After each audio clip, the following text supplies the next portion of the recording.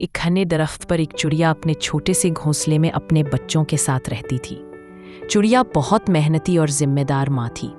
हर सुबह सूरज निकलने से पहले वो दाने चगने निकल जाती ताकि अपने बच्चों के लिए कुछ खाने को ला सके। गर्मी हो या सर्दी, बारिश हो या धूप, चिड़िया कभी अपनी जिम्मेदारी से पीछे ना हटी। जब भी उसके बच्चे चूं चूं करके भूख का इजहार करते, वो जल्दी से अपने नन्हे मने परों से उड़ती और दाना लेकर वापस आती। एक दिन आंधी और तूफान आया, दरख्त जोर जोर से हिलने लगे। चिड़िया के दोस्तों ने कहा, ऐसे मौसम में बाहर ना निकलो, आराम करो। लेकिन चिड़िया ने मुस्कुरा कर कहा, मेरे बच्चे भूखे हैं, माँ का फर्ज है कि वो उनका ख्याल रखे। वो हिम्मत से निकली और बड़ी मुश्किल से दाना लेकर वापस आई। उसके बच्चे खुश हो गए और खुशी खुशी चहकने लगे। चिड़िया थकी हुई जरूर थी, लेकिन बच्चों की खुशी देखकर उसका दिल भर आया।